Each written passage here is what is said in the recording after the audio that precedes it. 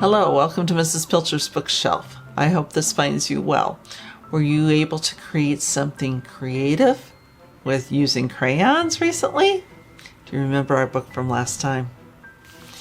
The book was The Crayon Man, the true story of the invention of Crayola crayons, by Natascha Biebow, illustrated by Steven Salerno. I love all the colors in this book. It's just so much fun. Here's our Crayola Man. Remember, he loves color, and he sees color everywhere, but he worked in a place that he only saw black. Here's one of those little boxes I was telling you about that describes things that are going on in his life and in the world at the time. And he worked for a company that sold carbon black. And so that's why he was always around black. And his name was Edwin Binney, and he was an inventor. He worked with his cousin C. Harold Smith. Together, they were Binney and Smith. Harold was a great salesman. He loved to travel the world. Edwin was curious. He had a knack for listening and making what people needed. And you can still see the old Crayola boxes have Binney and Smith on them. He helped make the slates for kids. Paper was very expensive in the 1800s, and so kids wrote on slates. He helped create the chalk that the teachers used and the gray slate pencil for the kids, and a big black crayon for marking packages. Now, his wife used to be a school teacher, so when everyone, including Edwin's wife Alice, told him that children needed better, cheaper crayons, he listened. They said, "The crayons we have are big, dull, and clumsy. The lumps of colored clay only make flat, clunky lines. And the artist crayons from Europe are far too expensive. They crumble and break easily. Some are even poisonous." He listened. And so he starts creating. He starts mixing, and he gets a team of people to work with him. And how could they make better, stronger crayons? The key was melted paraffin wax. And just a fun story of how they go about creating the different colors. They used rocks and minerals that they ground up. And the workers, they came home covered in color. I think that's just kind of a fun picture. And he himself did too. So they kept working on perfecting the colors and how the mixture of it all. And finally, and even how they were going to make the shape of it. Finally, one summer evening in June 1903, Edwin came home covered in color and announced that he'd invented a new kind of colored crayon. But what should he call it? Alice had an idea. She said, "Let's mix the French word cray for stick of chalk and the word ola," big long French word there, meaning oily, like the oily texture of the crayon wax, to invent a new word, Crayola. And Edwin listened.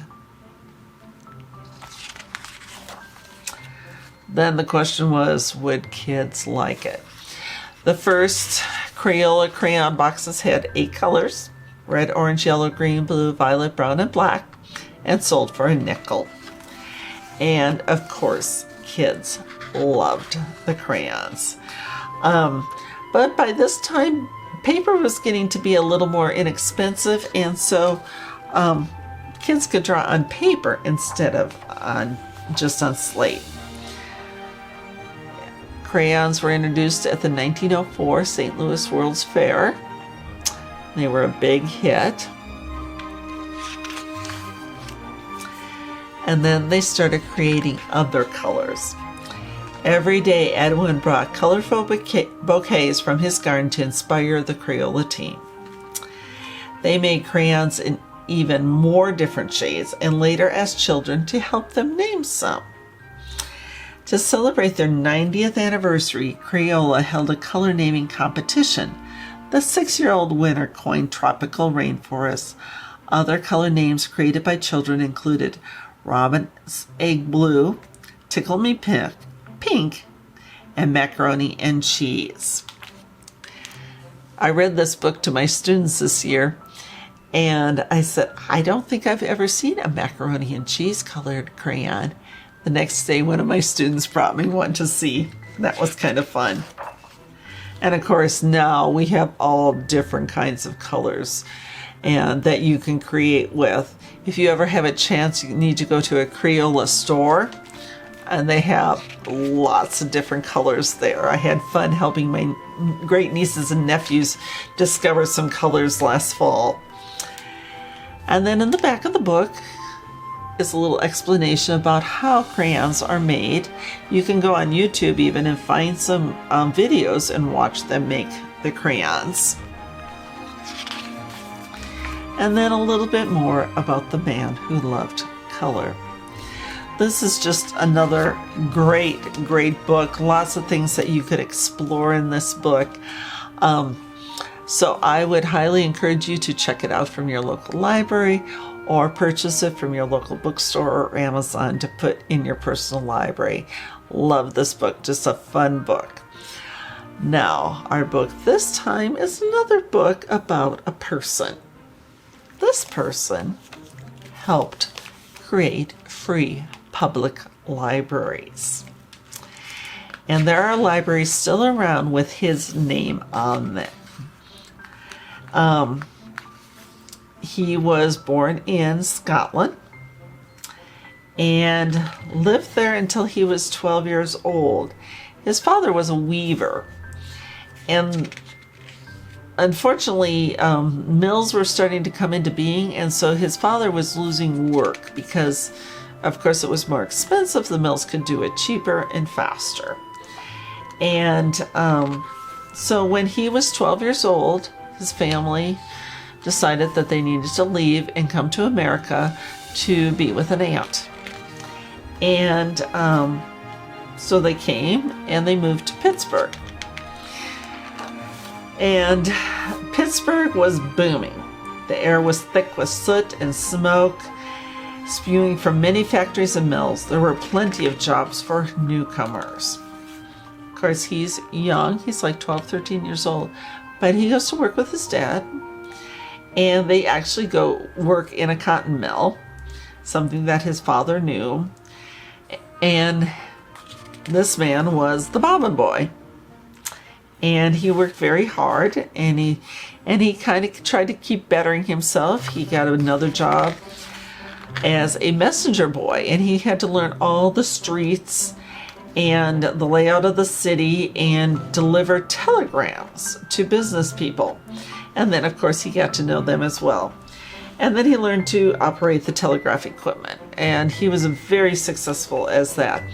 The story goes on about the successes that he had in business.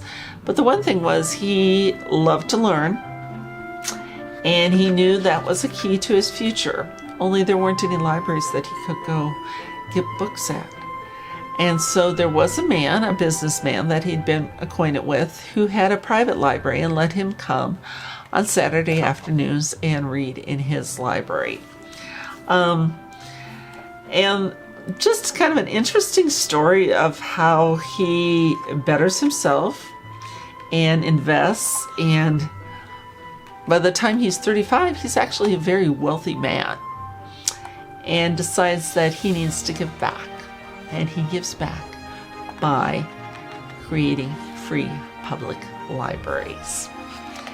So I hope you can figure out who this person is. Maybe not the title of the book. If you can, great. But at least who the person is. So I would encourage you to go to your public library and check out a book. Until next time, have a wonderful day.